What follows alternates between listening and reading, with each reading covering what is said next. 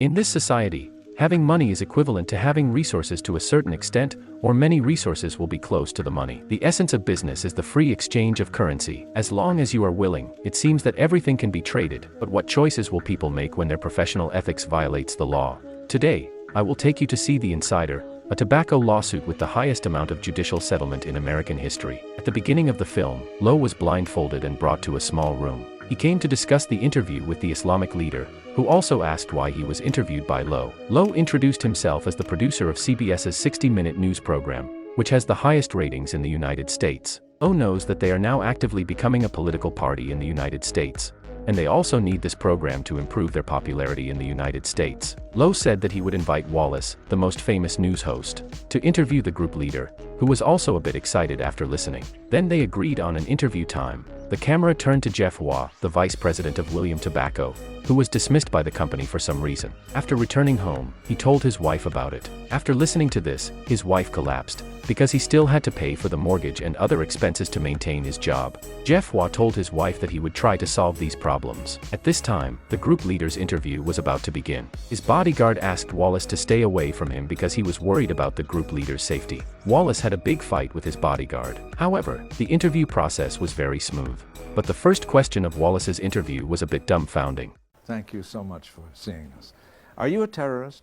It is the best news program in the United States. Even the questions are so direct. The 60-minute column is dedicated to covering this controversial news. As a producer of such programs, Lowe often receives information from anonymous people. He received another one this day, but neither he nor his wife can understand the content, so he began to ask someone to help him translate the content. Through some channels, he found Jeff. After reading the materials roughly, Jeff said that he could translate them, but he could not tell Lowe about some of them, because he was once the vice president of William Tobacco Company and signed a confidentiality agreement when he left. After the meeting, Jeff was called back by the William Company. The company asked him to go back to sign a confidentiality agreement, which expanded the scope and form of confidentiality, and threatened Jeff to sign the agreement with the continued medical insurance. Jeff was also very dissatisfied with the company's innocent dismissal and distrust, and turned around and left. After leaving the company, Jeff called Lowe. He thought Lowe had betrayed him, but Lowe didn't disclose anything. In the evening, when Jeff was playing on his golf course, he found a man in the distance who had been watching him. He left, and the man also left. He suspected that the company had sent him to watch him, which made him more convinced that Lowe had betrayed him. The next day, Lowe braved the rain to find Jeff. He said that he was a journalist and could not betray his informant. Jeff chose to trust him again. When the two returned to the car, Jeff began to confide to Lowe that his eldest daughter had asthma and was unemployed. Medical insurance was very important for her. Lowe joked that William Company was afraid of telling the truth. Jeff also said that William Company should be afraid of him. He then told Lowe about his work experience. He was originally a drug developer, but the tobacco company paid too much money. Although this job runs counter to his idea, he had to choose a tobacco company with a higher income to give his family a better life. This should also be the choice of most people. Lowe said that he understood ambivalence of Jeff. He pointed out two ways to Jeff. One is to violate the confidentiality agreement and tell the truth. The other is to respect the agreement and say nothing. Only Jeff can make decisions.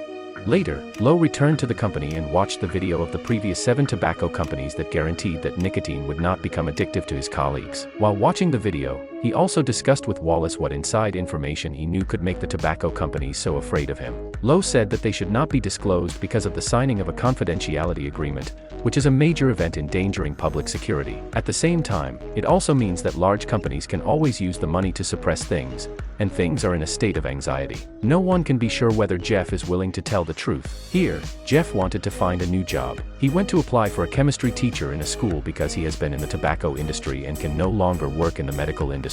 Because of the loss of income from the tobacco company, the Jeff family had to move out of their big house. Jeff comforted his wife that everything would be fine. At least now he has time to accompany their mother and daughter. In the evening, the little girl said that there was someone outside the house, and William Company had sent someone to monitor him. But they came here so later. It's not so simple to monitor. Jeff picked up the revolver and cautiously went out. He found that there was no one outside, but there were still footprints on the ground. After returning to the room, Jeff received a threatening call. He was afraid that his family would be hurt, so he made an appointment with Lowe. After the meeting, Lowe again asked if Jeff was on the interview program. Jeff still hesitated, and he dared not gamble on the safety of his family. Then, Jeff's wife found an anonymous threatening email, and Jeff also found a bullet in the envelope. The constant intimidation and harassment made Jeff very angry. Jeff picked up the phone and called Lowe, saying that he would accept an interview. He decided to fight the evil forces to the end. Later, Jeff reported it to the police. The FBI interrogated Jeff like a prisoner. One of the agents also removed Jeff's computer. After learning this, Lowe also angrily called the agent in charge of the matter and asked whether the three agents had any problems with William Company because they had seriously overstepped the boundary in protecting Jeff. Jeff took his wife to New York for an interview. At this time, his wife did not know what interview he was going to give. Until the dinner party, she suddenly learned about it. He left the dinner party out of control. Death threats still hung over her and her children. She did not understand why her husband continued to take risks. Jeff was interviewed at CBS headquarters and recorded 60-minute news programs. With the recording of the program, the secrets of the tobacco companies were revealed. In order to increase sales, they added a large number of ammonia chemicals to cigarettes without reducing the nicotine content. This drug can improve the absorption rate of nicotine and increase the pleasure of smoking. However, the side effect of ammonia is that it will directly damage the human brain and the nervous system in the middle structure. What is more unexpected is that they also replaced the coumarin in cigarettes with a substance that can directly cause human cancer in order to save costs. In order to prevent this kind of unscrupulous behavior of the company, Jeff, who has never lost his conscience, submitted a relevant opinion to the president of the company. However, a few days later, he was dismissed by the company for lack of communication skills. He finally asked whether he regretted making the matter public. He was very sincere and revealed his feelings. Yeah, there are times I wish I hadn't done it. There are times I feel compelled to do it. If you'd ask me, would I do it again? Do I think it's worth it?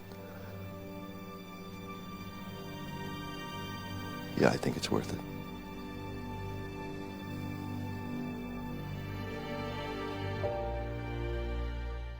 After the program was recorded, Lowe contacted the judicial team in Mississippi through various channels and arranged bodyguards for his family to work 24 hours a shift to protect their safety. However, his wife could not continue to bear such life pressure and advised him to give up the lawsuit, but he chose to insist. With the arrival of the opening date of the interstate court in Mississippi, a piece of nightmare-like news suddenly came, and the Kentucky government issued an injunction to defuse. If Jeff still went back, he would face imprisonment. This put Jeff and his lawyers in a dilemma. Finally, the people decided to put the choice in the hands of Jeff. Jeff wandered around the sea for a long time. Looking at the vast sea, he asked Lowe around him, "What's the difference between living in a free world where speech and soul are imprisoned and living in prison?" Later, he firmly chose to appear in court to expose the bad habits of tobacco companies. With the support of lawyers, Jeff successfully completed the court evidence collection. However, the good times didn't last long, and new pressure came to Lowe. The tobacco company threatened CBS TV station. If they dared to broadcast the interview materials of Jeff's program, the tobacco company would accuse CBS of a confidentiality agreement.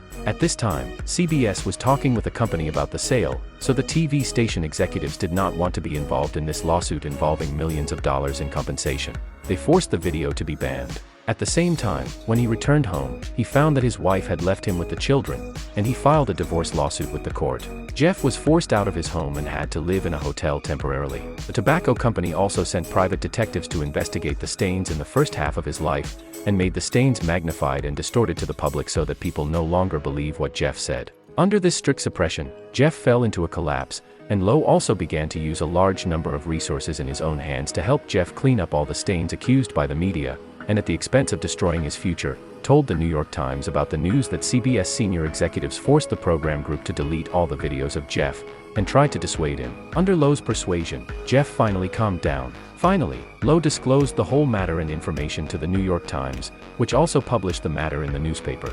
They exposed the black-hearted tobacco merchants with detailed evidence. Due to strong pressure, CBS finally chose to compromise. At the moment of Jeff's exposure, 50 states, including Mississippi, launched a lawsuit of $246 billion against tobacco companies. The whole event was settled, and the film ended. This film tells us that both business and the whole society should maintain minimum morality and justice. When professional ethics and laws are violated, where should journalists go? When the implementation of justice becomes so difficult, is it the sorrow of business or the sorrow of society?